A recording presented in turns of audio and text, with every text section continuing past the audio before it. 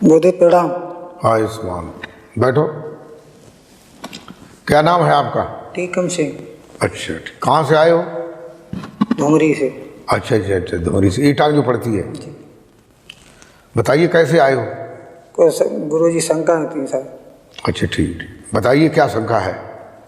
ये सतगुरुदेव भगवान आप हमें ये बता दें कि अद्या माया काल निरंजन सत्य को हमेशा कायम क्यों नहीं रहना देना चाहते हैं? अच्छा ठीक ठीक। इन्हीं अध्या माया और काल निरंजन जो है सत्य को कायम क्यों नहीं रहने देना चाहते हैं? वो इसलिए नहीं रहना देना चाहते हैं कि उन्होंने जीव को 84 लाख योनियों के बंधन में डाल रखा है, जिससे जीव इसी में बना रहे, सत्य की ओर न जाए। इसीलिए जो है वो जीव को जो है इसमें फांसे रहते हैं और अज्ञान जो है उनके अंदर प्रवेश करते रहते हैं। तो जैसे काम, क्रोध, लोभ, मोह, अहंकार, ये चीज़ें जो हैं उत्तेजित करते रहते हैं, जिससे साधक सत्य की ओर नहीं जा पाता है। ये दीनों पर दया करने वाले श्री सदगुरुदेव भगवान आप हमें ये बतावे कि काल निरंजन अद्या माया का कहाँ तक सीमा या दायरा है और वे कहाँ तक बिगड़ डाल सकते हैं? अच्छा ठीक ठीक ठीक। यानी काल निरंजन अध्या माया जो है उनकी कहाँ तक सीमा है, दायरा है, कहाँ तक बिगड़ डाल सकते हैं। तो देखिए, पैर के तलवे से लेकर के सिर की चोटी तक, जहाँ से इतना जो शरीर है, ये सब काल का है। काल की इंद्रियां हैं, प्राण है, अंतःकरण है, और काल ने ही 5 कोतवाल लगा रखे हैं, काम, क्रोध, लोभ, मोह, अहंकार। तो ये सीमा है, यहाँ तक तहाँ तक जो है ये विघ्न करते रहते हैं। अगर कोई ध्यान करो, जप करो और सुमिरन करो और कोई भी काम करते हैं तो काल जो है, अध्याय जो है, यहाँ तक जो है शून्य द्वीप तक उनकी सीमा है।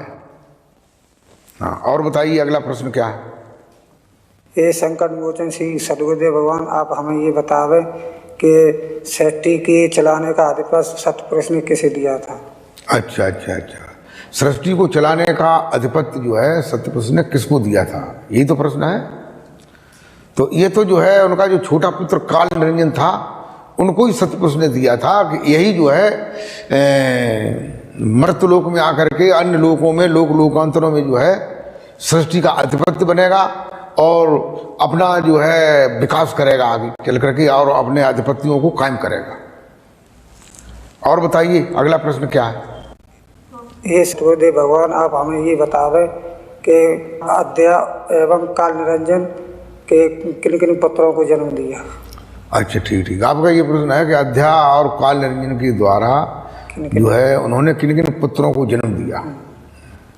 देखो, अनुराग सागर में इसका बयान आया है और पहले भी जो मैंने बताया था कि सृष्टि का अधिकार और अधिपत्य किसको बताया, ये अनुराग सागर के अनुसार कहते हैं कि अध्या और काल निरंजन के सहयोग से 3 पुत्रों को जन्म उन्होंने दिया था, जिन्हें ब्रह्मा, विष्णु, महेश कहते हैं।